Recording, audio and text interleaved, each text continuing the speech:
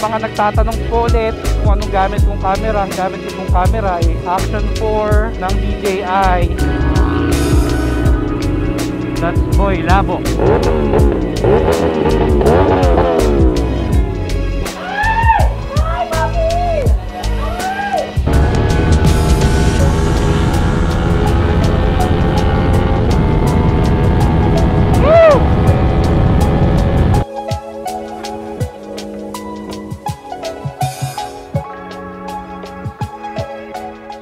What is up guys? Tambike tayo ngayon. Tako ng Candaba. Andun yung SR squad ngayon, nakatambike. Nalate lang ako ng labas kasi umulan kanina. Basa yung daan. So tinamad na ako. Gumanda yung panahon. Puntahan natin sila ngayon. Kakape lang ako doon. Layo ng kapihan ko, no? Doon pa sa Candaba, Pampanga. Layo kasi yung bahay ni Carlo eh. Pero since stressful buong week, deserve naman siguro natin lumayo, no? Kahit pa paano sa Manila. Ito naman tayo na probinsya. Daming tao sa Avenue ngayon, no? Daming nagiinom. Sa mga nagiinom dyan, ingat lagi ha. Sa mga nagtatanong nga pala kung anong gamit kong mic, kasi may mga nababasa ako sa comment. Nabili ko lang siya sa Shopee. And ang mic na to parang around 300 pesos lang kay Racing Boy. Napanood ko lang din siya actually sa vlog ng mga ibang motovloggers na maganda yung quality ng mic. Sa tingin nyo guys, maganda ba yung quality ng mic ko? Sa mga nagtatanong po ulit kung anong gamit kong camera, ang gamit ko pong camera ay Action 4 ng DJI. Ang settings is naka-manual ako. So iba-iba eh. Like ngayon, ang settings ko ngayon naka 25 fps ako ngayon since gabi. Sa rules ng camera, mas mababa ang frame rate, mas maliwanag yung kuha. Yun yung guys. So kung nagtataka kayo sa mga nagvi-video dyan ng mga 60 fps sa gabi, mapapansin nyo madilim kasi naka 60 kayo. In short, higher fps yon, mas darker. Yun lang naman yon. So kung gusto nyo na mas maliwanag is ibaba nyo ng todo yung fps nyo hanggang sa maaari. Kasi ang 60 is ano yan eh, recommended yan pagka ang gusto mong shot. Yun, so ginagamit yon kung gusto mong shot is yung mag-i-slow mo ka, like yung mga b-roll, yan, mas maganda gumamit ka dyan ng 60. Pero yung mga camera nowadays, meron na mga 120 fps eh. Actually, itong gamit kong camera nga, meron tong 240 fps. Pero I haven't tried pa yung ganong settings. Kasi mostly pag nagbi-b-roll naman ako, cellphone yung gamit ko eh. Diba? Ang dami kasing option eh. So, sinishare ko lang to sa inyo guys ha, since marami kasi akong nababasang comment ever since regarding sa settings ng camera ko. Hindi to ano ha, hindi to guaranteed na sobrang ganda ng result. Yan, katulad nito, ewan ko ba, hindi ko rin to alam kung sobrang liwanag ba or madilim ba. Kasi depende rin sa location eh. Like this one, location natin after bridge ng Marikina, madilim dito. Yung mga poste walang ilaw. So magre-rely ka lang sa ilaw mo. Dito sa 450 SR nahihinaan ako sa ilaw nito. May time, siguro dahil naka-tinted ako na visor and naka-close siya. Ewan ko lang sa camera, diba? Then hindi po ako naka-auto regarding sa color. Naka-D-Log po ako, D-Log M or flat ng GoPro. Yun lang. So sa mga hindi maalam masyado sa camera, hindi rin naman ako ganun ka-expert. So I'm sharing lang my knowledge since marami nga akong question na nakikita.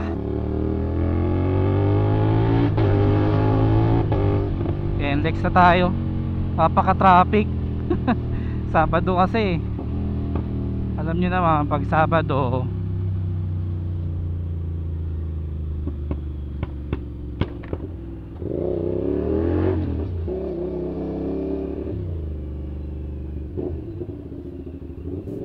ko lang kasi wala akong ticket eh. Nawala yung card ko. Saan ko kaya nalagay yun? Saan ko palas na ginamit yun? Nagkasiguran kami. So mabalik tayo. Yun nga, I'm using manual. Nag-auto rin naman ako pagka yung, depende kasi sa scene eh. Depende sa mga gagawin mo, depende sa content. Pag magbi-b-roll kayo ng gabi guys, like gusto nyo talaga super slow mo, gumamit kayo ng mga cellphone. Delikado yung ginawa nung sasakyan ah. Yung mataas yung low lights para pagka nag-shoot kayo ng gabi, maliwanag. Mga maliliit na sensor na camera, mostly kasi mga ano yun eh, mga mirrorless o kaya cellphone. Pag wala talaga, gamit kayo ng light. Yan lang naman, simple tips lang. Sa resolution naman, gumagamit ako ng 2.7K. Kasi pag gumamit ka ng 4K, ayun, tapos continuous ano ka, wait lang, tumalakas yung hangin, hindi ko naririnig sarili ko. Tapos continuous recording ka, malakas siya sa memory space. Tsaka mahirap i-edit ang 4K, naglalag. Hindi ka na hindi ka na sisipagin mag-edit pag ganun. Ako ganun ako eh. Pag nag-edit ako sa MacBook, nai-stress ako kasi pag ini-edit ko, pag may mga shot ako ng 4K, kasi sa mga B-roll, minsan nag-4K ako dyan eh. Sobrang lag. Yung laptop hindi makahinga. Alam mo yun, yung ikaw pala yung hindi makahinga sa sobrang bagal. Ganun. Tapos sa sobrang bagal niya, hindi ka na makapag-edit unless mag-upgrade ka ng laptop. Na-try ko na yun kahit sa Asus na Ultra 7 or i7, napaka lag din. Ewan ko pa dun sa mga nakikita ko sa YouTube, mga MacBook din naman, same din ng MacBook ko, MacBook Pro, hindi naglalag. Siguro dahil sobrang taas ng specs nila. Kaya sa PC na rin ako nag-i-edit dahil meron naman akong video card pang rendering goods din. Pag araw naman, same settings lang ginagawa ko, nilalagyan ko lang siya ng ND filter. Pero ang hassle kasi talaga guys, pag papalit-palit ka. Sa mga nagtatanong din kung anong ND filter na gamit ko, iba-iba rin guys eh, depende sa lighting condition kasi yan. Kung sobrang araw, kailangan mo magmataas na ND filter like 16 or 32. Cloudy naman, kailangan mo mag 4 o kaya 8. Depende sa liwanag, titignan mo lang din. Yung tipong alam mo na pagka ganyang kaliwanag, alam mo na sa sarili mo kung anong filter yung gagamitin mo. ND filter, ganyan. Kung gusto mo namang mag-edit, like ang lakas na pang-edit mo eh, gusto mong gawin yung mag-edit ka, gawin mong mga color grade, syempre kailangan mo ng pang malakasan din na PC dyan. Ako, as soon as possible, lahat ng shots ko ginagawa kong dilag guys, kasi para kung sinipag ako mag-edit, i-edit ko, i-color grade ko. Pero pag hindi ako sinisipag mag-color grade, as is na siya, ibabalik ko lang siya siya sa Rec 709. Minsan maganda rin yung dilag lang eh, walang yung walang color. Pero mostly ginagawa ko, kaysa ma-hassle ako mag-edit, putol-putol pa, set ko na sa lahat, di ba? Ganun ka-hassle mag-edit, saka dun sa settings ko. Pero kung ayaw nyo ma-hassle, like wala, gusto nyo lang, go lang ng go. Yung tipong shot and edit lang, cut. Madali lang naman yun. Ganun naman yung ginagawa ng maraming vloggers din eh. Kahit sa US, ganun din. So set nyo lang as auto lahat, and good to go na yun. Wala ka nang poproblemahin, di ba? Ako, anong oras na? 10 na. Pagdating ko dun, mag-uwian na yun. Malayo-layo pa ako. Okay na rin yun, at least nakapag-ride tayo dito. Meron naman tayo na content. Na-share ko naman sa inyo yung settings ko. So ngayon nga hindi ko alam kung maliwanag pa tong shots ko eh. Kasi ang problema kasi dito sa atin sa Philippines, madilim. Yung mga gamit natin na ilaw, yung mga K, mabababa. Tingnan mo yung na yan, yung yellowish na yan na white na di mo malaman. Mababang K yan eh, kaya parang andilim eh. Don't get me wrong sa mga may alam sa about sa ilaw, 'di ba? Kasi madilim talaga oh.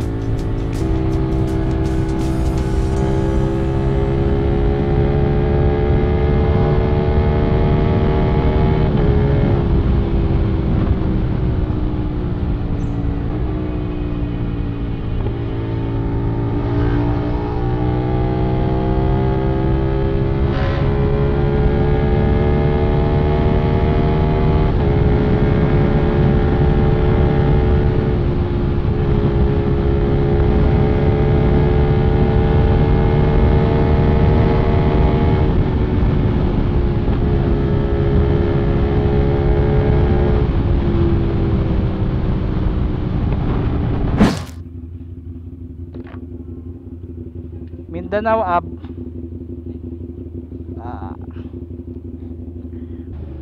Kung meron pa kayong ibang question guys, comment below lang, sasagutin ko sa mga susunod na video. Singit natin yan. Saka gusto ko nga pala mag thank you sa mga sumusuporta sa vlog natin, sa channel ko. As of now parang going to 2K na tayo. Hindi ko akalain aabot din ako ng ganun. Tsaka natutuwa ako sa mga nako-comment nyo guys, na natutuwa kayo sa video ko. O diba? Ewan ko bigyan nyo. May nakikita ba kayo? In real life, medyo maliwanag to kasi syempre may ilaw. Pero madilim kasi sa malayo eh. Hindi mo kita yung sobrang layo. Mas maganda kasi pagkita mo yung layo at least nakapag-ready yung katawan mo, diba? Nakakatakot din pala dito kung like mga anong oras na tapos wala kang kasabay. Ang hirap pa kasi walang signage na medyo kurbada pala yung daan. Mahirap dito kung lubak-lubak tong daan na to. Buti na lang hindi, diba? Ayun O solo sa daan. Natakot na bypass to. Ayun, may biglang jump. Alright, safe. Maraming gumagawa dito ng kababalagan. Hindi, maraming nagda-drag race dito eh. Last time na umuwi kami ng mga alauna, alas 12 yata, alauna. Drag race dito, ang daming tao. Maganda rin pala late ako pumunta dito. Yung mga aso, nakakatakot, baka tumawid bigla.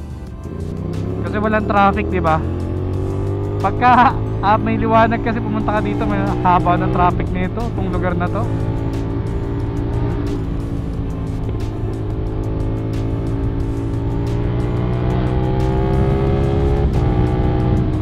Matakot lang baka biglang may tumawid na aso.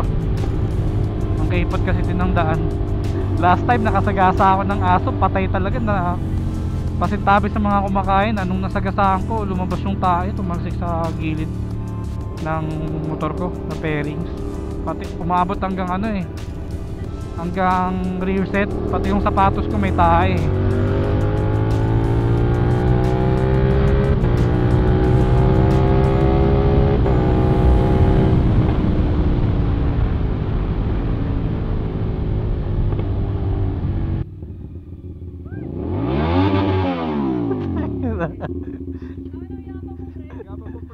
Oo, naka-open ba?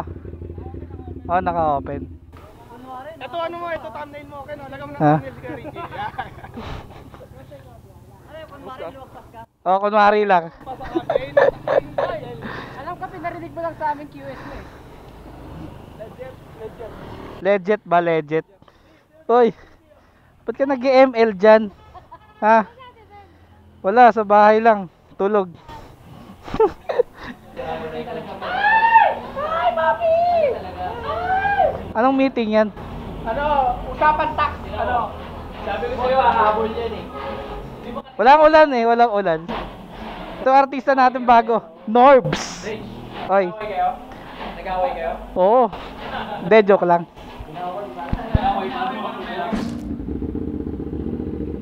Tapos na yung tambay nila. Hirap pag late. Uuwi na sila, wala akong kasama. Gusto ko pa sanang tumambay dito kasi 10 pa lang naman eh. Alas 11 eh. Kasi wala na ulit kasama eh. Baka doon na lang din ako medyo magpahangin doon sa loob na ng Manila kasi at least wala naman ng traffic ganitong oras ata doon. Diba? So tumagal lang tayo ng 1 hour doon. Okay na rin yan, at least nakapag-ride tayo ng norte.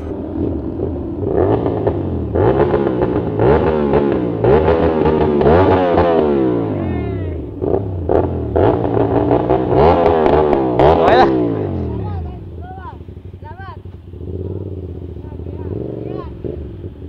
Alas 11:30 dito kami sa Pulilan.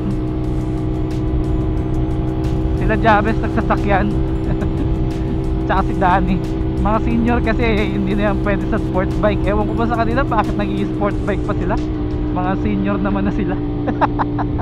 Shoutout sa mga lagi nanonood na member ng Elsa Squad. At saka yung hindi namin member, siyempre. Sarap lang sa pakiramdam na habang pag nag-upload ka may mga sumusuporta, may mga natutuwa rin pala talaga. Ganun pala yung feeling. Sana huwag kayong magsawa guys na sumuporta sa mga upcoming vlogs natin. Try kong pagandahin pa yung mga susunod na video. Try lang try. Pag hindi tayo busy. So, diba? Chill lang. Masarap kasama to si Mitsumoto eh. Dahil chill lang eh. Iwas waswas, tipid sa gas. May mga nasa una, mga waswasero yun. Sila Rai, yan. Sila Ride with Rai. Number 1 waswasero yan. Saka si Kelvin yan. Mga waswasero yan doon sa una, no? Tingnan mo, lalakas ng gas. Wala na, masyado nang humahaba tong usapan natin. Nalilimutan ko na yung topic. Ay, hirap mag-vlog.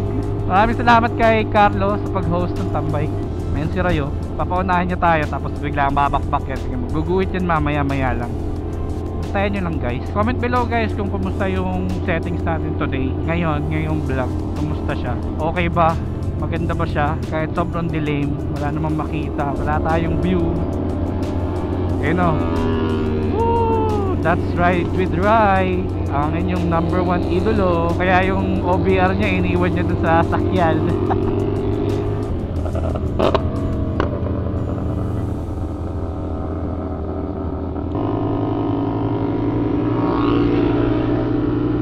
That's Boy Labo.